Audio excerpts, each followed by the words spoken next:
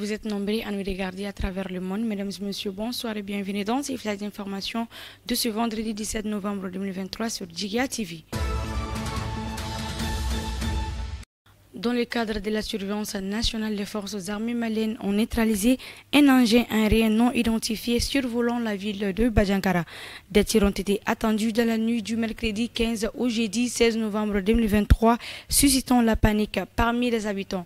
Il s'agissait d'une opération destinée à éliminer un drone suspect survolant la ville et les femmes en alerte maximale ont rapidement débattu l'appareil sans causer de dommages. La hiérarchie militaire a confirmé que les investigations seront menées pour déterminer l'origine du drone inconnu. Elle assure la population que les femmes sont pleinement engagées dans la surveillance du territoire et les encourage à rester calmes tout en collaborant avec les forces de défense et de sécurité pour assurer la sécurité nationale. Dans sa mission de restauration de la souveraineté de l'État sur l'ensemble du territoire national, les autorités de la transition envisagent le déploiement d'un certain nombre de policiers dans la ville de Kidal. La hiérarchie militaire prévoit environ 200 policiers qui seront répartis entre les deux commissariats de la cité de Adrar des Ifora après sa prise totale par les forces de défense et de sécurité.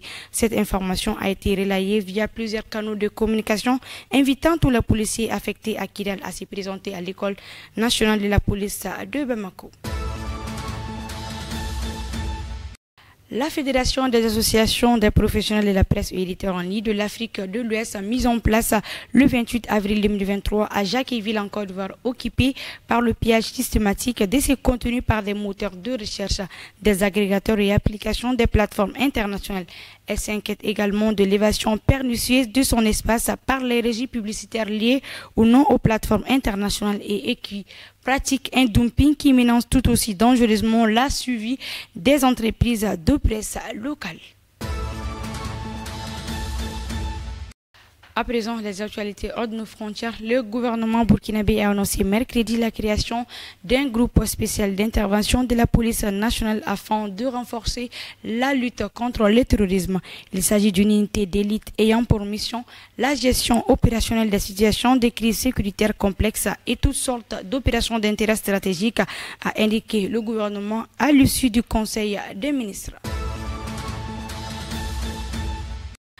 Les électeurs, environ 11 millions, étaient attendus aux urnes ce jeudi à Madagascar à la faveur de l'élection présidentielle.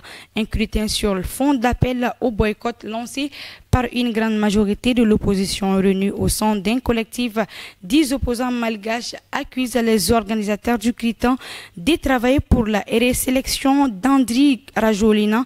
Le contexte électoral s'inquiète actuellement.